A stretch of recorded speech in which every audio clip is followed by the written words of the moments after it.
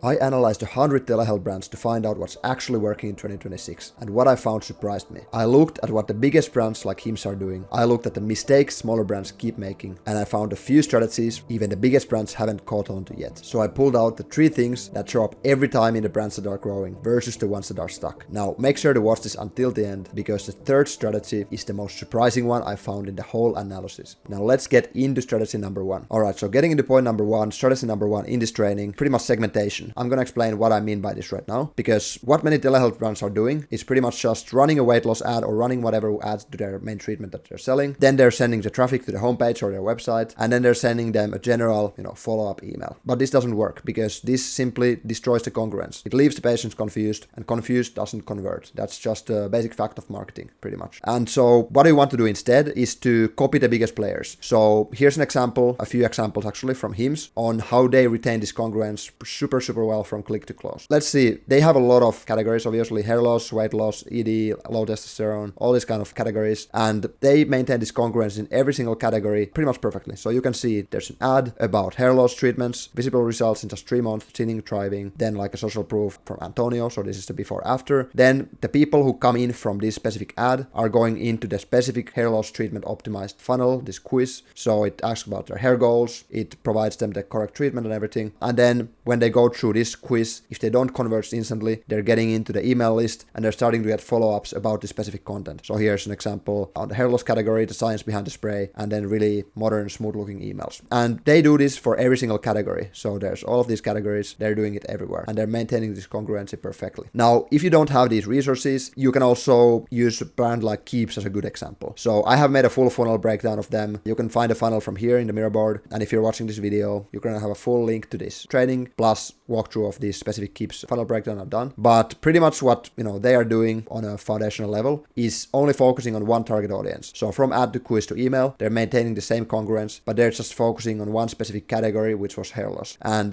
there's a creative, really specific to their kind of tone of voice. I really like their tone of voice. You find more insights about it in the training here. But their advertisement going to their quiz, which is specific for hair loss, and then going to emails that follow up specifically about that specific topic. So again, the same congruence that Hims was also doing. They're doing it as well, but only for the categories that they're offering, which is pretty much like focusing on one key category. Obviously, they became best in class with that. They're recognized as the largest direct-to-consumer brand for men's hair loss in the United States. And then now they're pretty much expanding to other categories as well. They're doing sexual health products, for example. So that's pretty much how Keeps is maintaining this congruence and how they have decided to grow with and succeed with their strategy. Going into the second strategy, second part of this breakdown, the second strategy is even more impactful because most brands are pouring everything into advertising while their CAC continues to rise, but their retention marketing is barely touched. So you can see there's telehealth brands, they're going all in with the meta ads, but they're not focusing anything on the lifecycle marketing, which is email or SMS or anything like that. The smartest brands are doing differently. They're doubling down on good email and SMS marketing because it decreases customer acquisition costs, it increases LTV, and it keeps your brand top of mind. That's pretty much the high level things that you can achieve with retention and lifecycle marketing. And it's basically free because you already paid to get the email and phone of that person. And why wouldn't you use it? Obviously SMS costs a little bit, but email, you just have a list maintenance costs, but it's otherwise pretty much free to send. It doesn't matter how much you send. It's already owned audience and you can utilize it in a way you wish. So you want to utilize it as much as possible. And when it comes to lifecycle retention marketing, how can you get started? You have pretty much 2 choices. You can use the strategies I'm about to break down in this training below here, or you can just book a call with us. We're specifically focusing on telehealth retention and lifecycle marketing. So you can find the call booking link and our website link from the bio of the video, the description section, and you can book the call from there. Anyways, going into the training, again, flows are the highest leverage of lifecycle and retention marketing. And these are pretty much a one-time setup and generate revenue on autopilot. Obviously, when you set these up, you might have new treatments coming in. You will want to keep optimizing these, building them out, A/B testing, looking into the data and optimizing through that. But in a basic level, if you don't have these flows yet, they're just going to be a one-time setup and then they will be generating you revenue on autopilot. When it comes to the flows, what flows you need, I would say these 5 core flows are the foundation of retention lifecycle marketing for telehealth. These on average generate 40 to 60% of your email revenue on autopilot. And what are these flows? There's welcome flow. These are all pretty much email and SMS flows. So there's welcome flow. So this is the one that converts cold leads into paying patients before they forget you. This builds trust fast with education first messaging, and it starts generating revenue from day one automatically. And the difference between this and the abandonment flow that I'm going to next is that the welcome flow is pretty much people who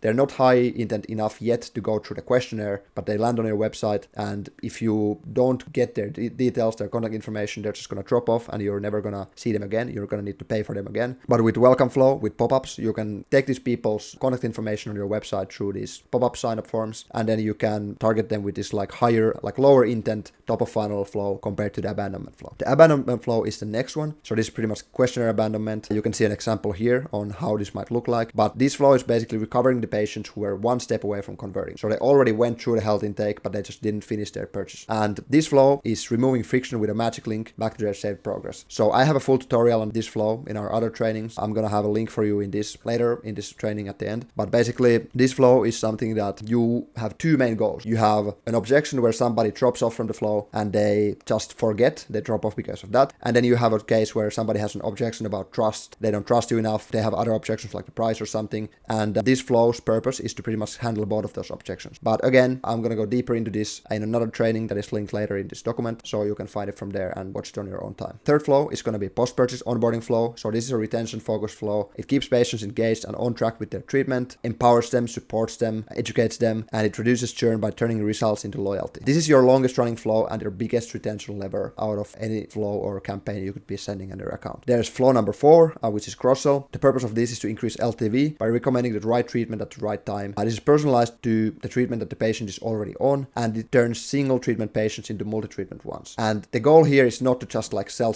like say buy this, buy that, but it's instead more like acknowledging the fact that right now you are on this stage of your journey on, let's say, GLP-1s, and you're feeling like this, and thus we would recommend this other treatment to improve your feeling, reduce your nausea, improve your energy levels, all this kind of stuff, improve your mood and whatever. So it's meant to be empowering and like value first instead of like salesy, especially in telehealth industry, because we're talking about healthcare here. And then there's a flow which is feedback flow. This is basically for canceled patients. The goal is to re-engage them before they're gone for good. And also obviously the way to make this flow work better is to collect cancellation data and then personalize their follow-up feedback emails based on the reason that they canceled. So if they canceled for price reason versus the reason that they already hit their goals, there's going to be a really different journey for those people. That's why we want to collect the data there. And just a note on all of these flows here, pretty much every single one of these flows needs to be personalized in the same way as the segmentation that we spoke about here earlier in this training, which is basically that if you have multiple treatment categories, you have GLP-1s, you have longevity, you have hormone therapy, you have all of these things, you cannot send the same post-purchase flow or same abandonment flow or same cross-sell flow for these patients. You need to have a specific weight loss post-purchase flow, specific weight loss abandonment flow, and then the same thing for all the other treatment categories. That's the only way for it to work in telehealth. Going into the third strategy here, this one is a little bit more underground, let's say. It's not something that you would expect me to say, I would imagine, but this can change your business forever. And in telehealth, obviously, one of the most important things is trust. And a key way to build trust is through reviews, social proof, but most telehealth brands don't get a lot of reviews because they don't have a review ecosystem in place. And how to make a review ecosystem, how does it even look like? It's basically this flywheel of,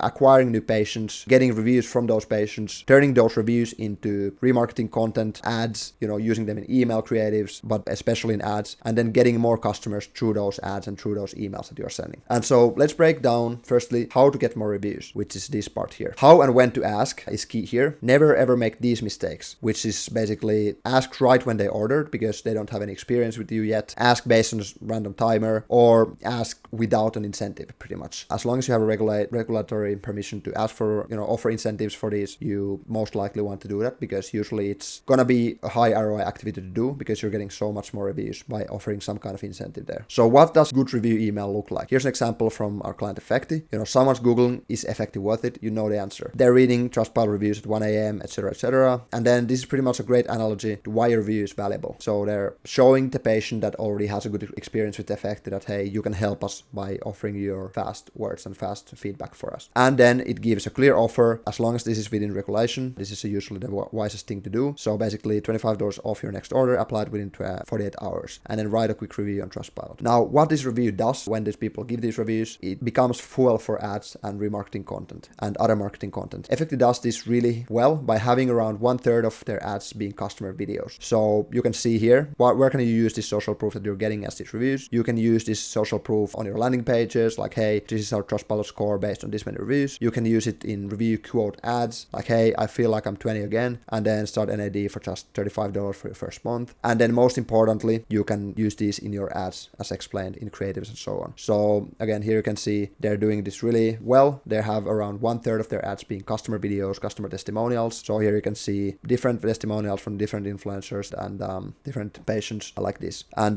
you can see this video when you're watching this document on your own. Now that was the 3 key strategies here, but obviously if you want a full breakdown of best telehealth marketing strategy in 2026, I have my YouTube full of these trainings. I have specific trainings for the questionnaire abandonment flows, and then I have this more broad, like full funnel, full telehealth strategy breakdowns for retention lifecycle marketing. You can see this video on the screen right now, or click it from the mirror board that you have access to because you're watching this video as well, and find it from there. But hopefully you found this training valuable. Hopefully you find these other ones that I'm linking here valuable. And in the meantime, see you later.